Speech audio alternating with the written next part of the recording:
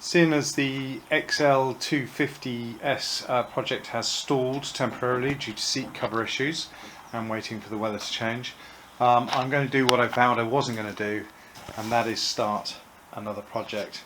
I've got a few days off work at the moment, and whilst I've got a million things I should be doing, I really quite fancy messing about with engines. So today's job is to take the engine out of the frame and see if maybe we can get the cylinder head off and the cam out and the various bits and bobs of the top end.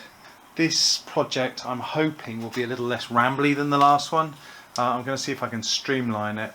I think things like the engine rebuilds though are quite interesting if you do them slowly, simply because you can review the footage and you can find your mistakes before they happen or as they're happening. So that might still be a slow type of video. I think the rest of it though, when we get into it, I think it'll be a highlights. We'll see though, see how we go, have a like. Anyway, so there we go, the CB125s from 1973.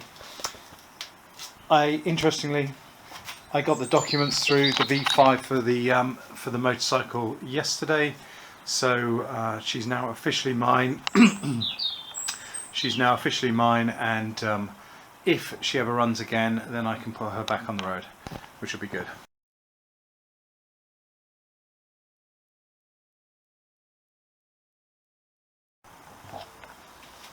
Whilst the oil's draining, I'm going to start looking at some of the other ancillaries, get them out of the way. Okay, it also has a note, there are already no nuts on the carburettor.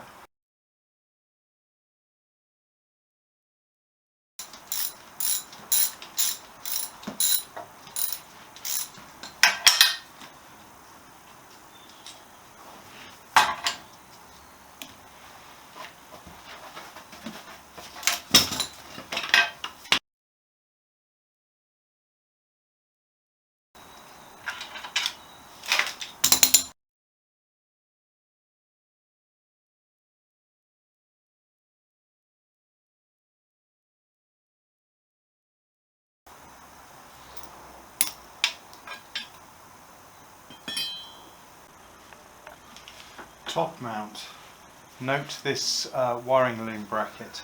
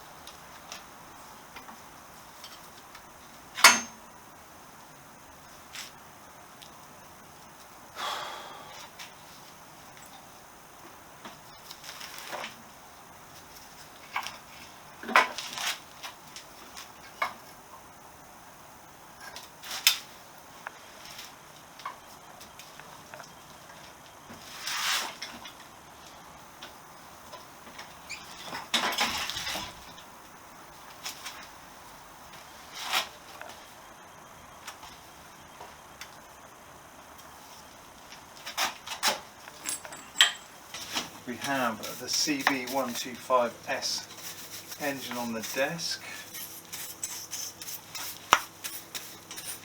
and I should have really given it a once over with the airline before I brought it in, but given that this was recently apart, I'm surprised at how filthy it really is. I don't think it was necessarily put together in hygienic conditions.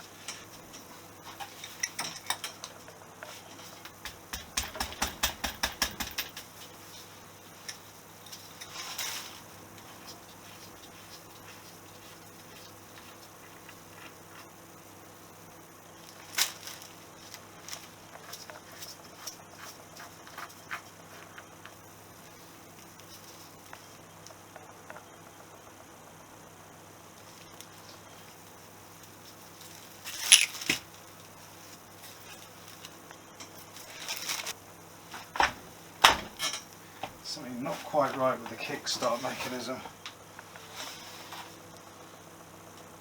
I don't know if the side covers have been off or not, but I'm suspecting they have because it kind of locks up in a certain position. and I hope it's not binding up on the valves.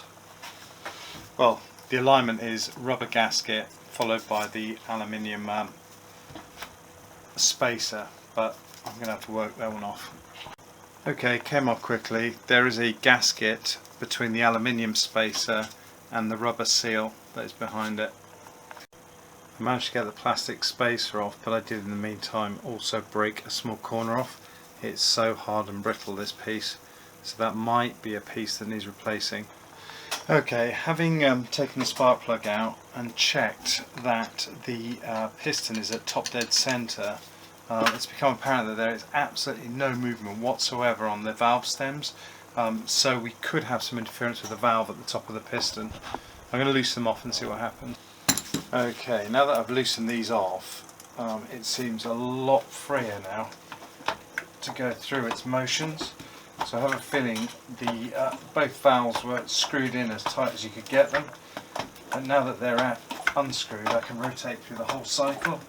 So I have a feeling that actually one of the valves possibly was interfering with the top of the piston. So it's a good job that we're taking this apart, and we can inspect the top of the piston, see if there's any damage, and the valves themselves of course.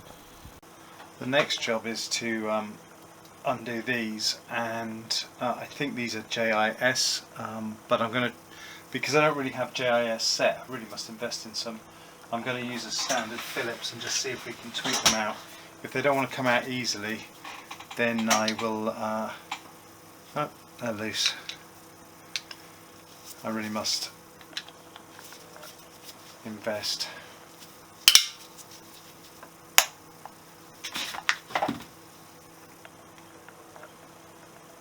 Okay, I've said before that someone's been in here fairly recently,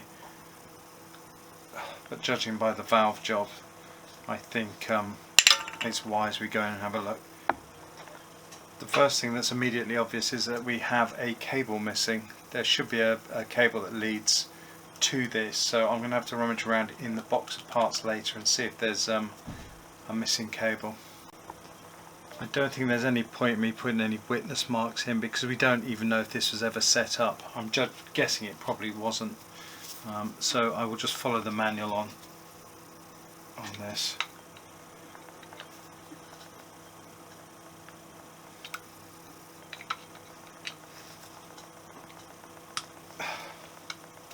I really must be careful with these screwdrivers because I have a horrible habit of rounding out these screws. Right, that whole plate just pulls off. Now we had the advanced retard mechanism. I don't see what's holding it in there, so I can only assume it's this screw, and I know that if I put a spanner on it, it will try and rotate on me, but I'm wondering if I can just bash it loose. That's what happens when you watch enough videos on YouTube.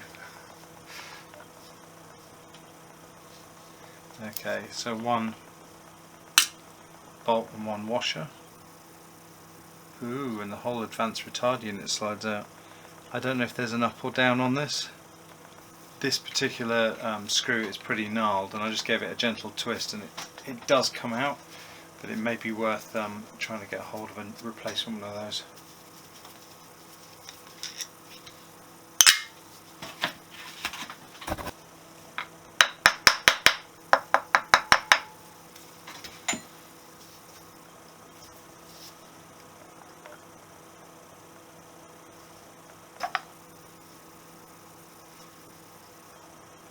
There we have the timing chain. Might be worth replacing this oil seal. I don't know if it's the original or a replacement.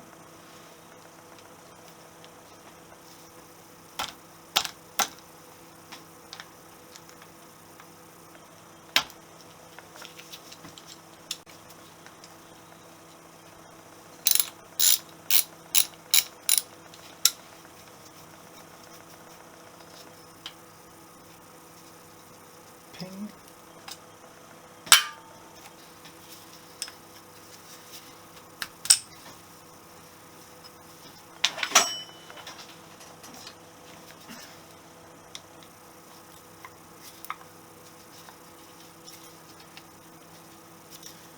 Which way's tighter and which way's looser?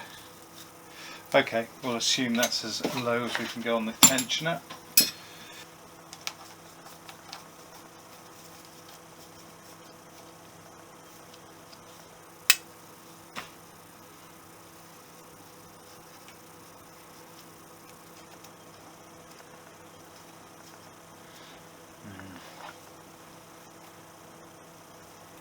Still on pretty tight.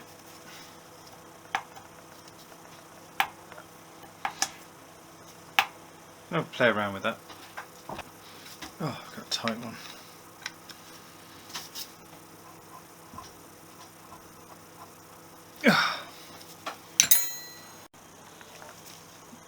There's time to try an impact driver on here.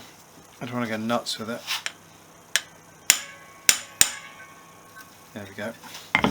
This is actually a very useful tool, and these are JIS bits, so the only JIS bits I've got are for the impact driver.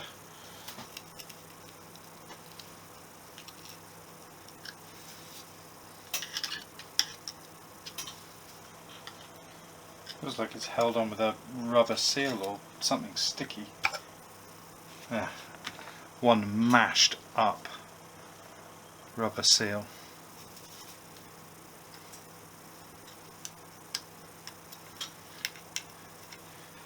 Mil here.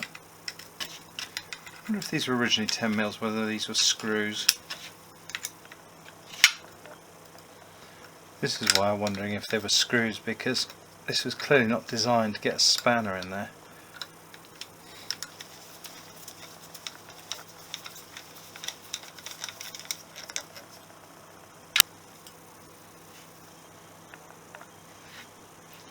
It's loose. Okay, so there's a cabling strap here which secures the cable. That leads into this rubber grommet. Oh, well, that was loose. It's a really good job I'm going through this. One. Again, these are JIS screws, which suggests that the rest of it should be JIS screws as well, rather than the bolts we saw on there earlier.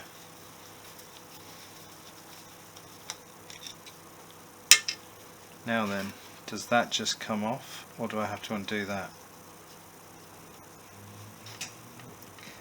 No, that's the rotor, so this is the outer core. I think that should just come out. Okay, I think I've worked it out. I think if you just get a screwdriver into these holes and just gently wiggle it, you get some movement on there. One of these and one of these. Yeah, it's the magnets.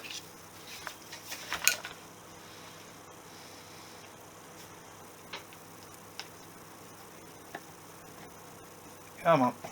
There we go. So mostly it was the magnets holding it. And just remember that the neutral switches. So I'm a bit unsure as to what to do at this point, because there's still quite a lot of tension on there. And I can't really get my fingers around it to pry the whole thing forward. Just try. There we go. Sometimes it just involves stopping and thinking.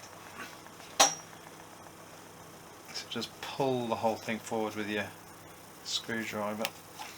2 screwdrivers. Right, come on you. Look at this cam chain, likes to be on here. There we go.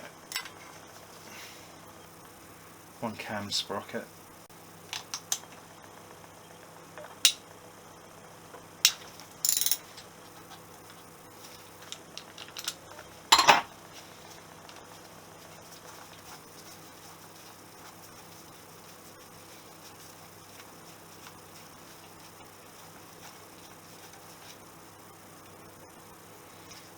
Okay, 10mm bolt,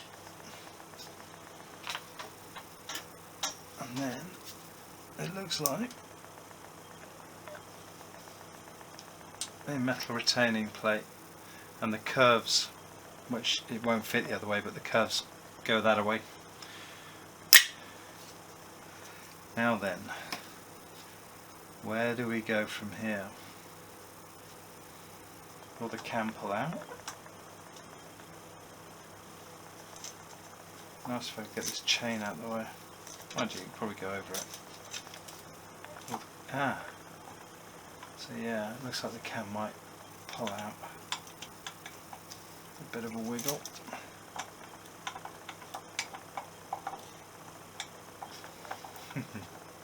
Might pull out.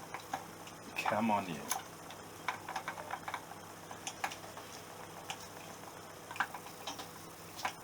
Okay, feels like it wants to come out. It's just caught up on something. Is it the cam chain? Maybe it's the cam chain. Again. Oh. I'm going to rotate it around a bit. And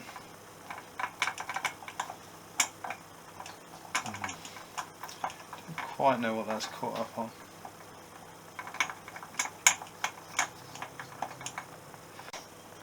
Okay, I'm not going to recreate it because it was a lot of fiddling around really to realise that I had the cam upside down. It'll only come out in one orientation. And it took a bit of jiggling, but there it is. Oh, that took a bit of work. Alright, let's see how good this cam's looking. There's a bit of scoring on the journal at the back there, which is less than ideal. The front one looks okay, but I don't know if this light's too bright. There's a little bit of scoring on there, which is less than ideal, but if that's the case, then it's the same for the back. I've seen worse. I've seen a lot worse. Okay, that is as far as I'm going to go tonight. I'm up against another, not an issue, but I put a screw. These rocker arm shafts have got screw threads in them, so I've just lightly put in one of the screws are in here and just seeing if you can just pull it out physically, but it seems to be in there quite hard, so something's retaining it, so I'm definitely at this point going to refer to the manual, as that would be the sensible thing to do.